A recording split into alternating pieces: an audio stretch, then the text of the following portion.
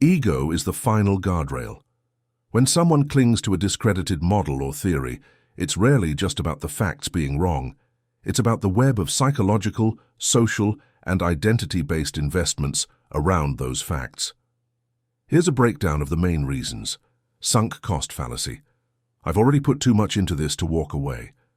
The more time, energy, and money someone spends on a belief, the harder it is to abandon, even when evidence turns against it. Giving up feels like throwing away the investment, so they double down instead. Emotional investment. The belief is tied to feelings of wonder, hope, anger, or justice. If a theory gives them meaning, community, or a sense of purpose, losing it can feel like losing a part of themselves or their life's narrative. Identity and personal credibility. If I admit I was wrong, who am I now? Publicly endorsing a theory means your reputation is attached to it. To admit it's wrong can feel like a personal humiliation or a loss of authority. Social belonging. Friends, communities, and even livelihoods can depend on keeping the belief. Leaving may mean social exile or losing status in the group. Humans fear being cast out more than they fear being factually incorrect. Cognitive dissonance. Conflicting facts cause mental discomfort. Instead of resolving the tension by updating beliefs, some people reject the evidence to maintain internal harmony. Guilt and shame avoidance. They may feel complicit in misleading others.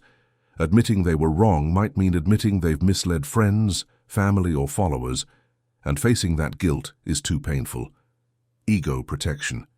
We all prefer to see ourselves as rational and competent. Letting go of a discredited model can feel like admitting to poor judgment, which threatens self-image. Psychological reactance. If told forcefully to give up the belief, they dig in deeper. People resist perceived coercion, so the harder you push with, "You're wrong," the more entrenched they become. Narrative coherence. Humans crave a story where everything makes sense. Abandoning a core theory leaves loose ends, unanswered questions, and narrative chaos, uncomfortable enough to keep the old model alive. Worldview fragility. One broken belief can cause the whole mental framework to crumble. Some cling to a theory because it's a cornerstone. Removing it threatens all the beliefs built on top of it. If the theory or model is challenged with a model with better explanatory power, then the theory must adapt. The persistence of a bad model is purely the result of egoic self-preservation. The individual ego alone cannot withstand a valid challenge.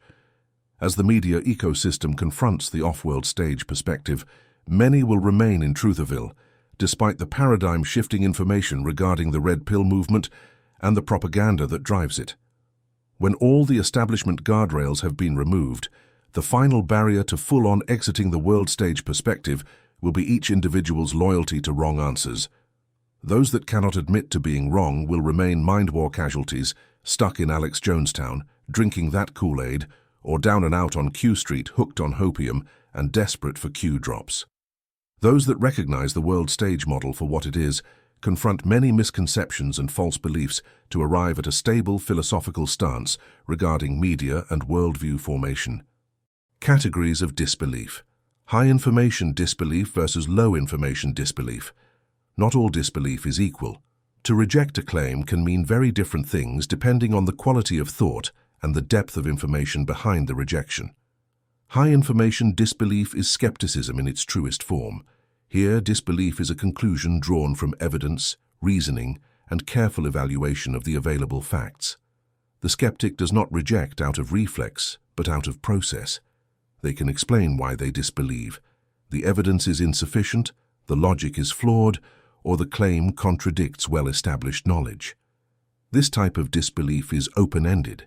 If new evidence emerges, the position can change. It is a methodology that values inquiry above dogma. Low-information disbelief, by contrast, is a reaction rather than a process. It arises from incredulity. I can't believe it, therefore it must be false. Here, the rejection of a claim is rooted not in investigation, but in personal bias or the unfamiliarity of the idea. This form of disbelief can masquerade as skepticism, but it lacks the intellectual rigor that true skepticism requires. It is closer to dismissal than examination. The contrast highlights why skepticism as a process is superior to mere incredulity. Skepticism operates like clarity. It demands a method, a willingness to engage with evidence, and the humility to revise conclusions when warranted. Incredulity, on the other hand, often functions as certainty, a closed-minded refusal to even consider new or challenging information. In a world saturated with competing narratives, misinformation, and extraordinary claims, this distinction matters. High-information disbelief safeguards critical thinking, while low-information disbelief risks collapsing into cynicism or dogma. The skeptic's task is to reject claims when the shortage of evidence warrants it, but never to shut the door on inquiry itself. Truth or bait? Many big conspiracy channels shared the image of a crash test dummy on the Blue Origin capsule that allegedly took Katy Perry into space. This was not an oversight.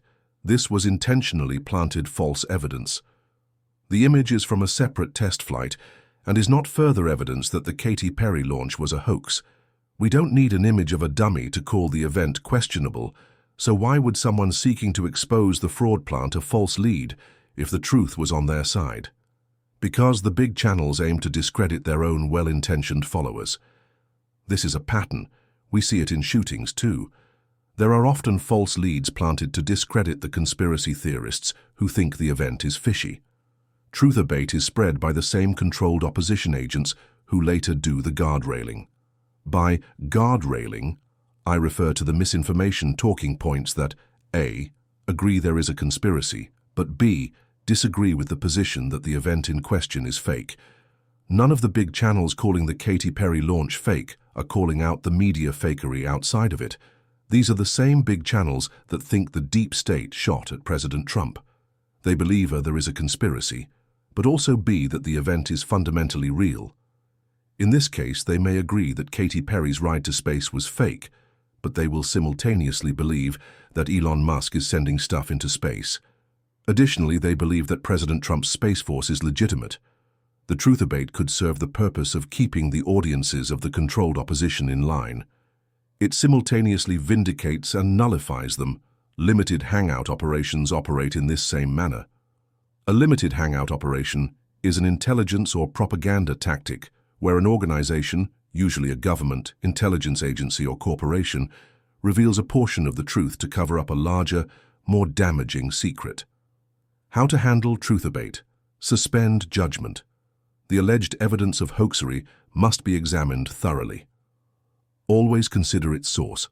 Any account with a history of pushing MSM plus false flag narratives will likely fall for the low-hanging fruit truth-or-bait. Keeping a lookout for false leads should be a standard practice, as it's seemingly part of the strategy to bury psyops beneath layers of conflicting narratives. The ensuing chaos bolsters the credibility of mainstream news and further builds the case for trusting mainstream over alternative media. The third alternative, the off-world stage media, is not represented in their controlled dialectic. If you find this subject interesting, please hit the like button and subscribe to hear the rest of the series, the IPS Deprogam, a skeptic's guide to the theater of Psywar and IPS production.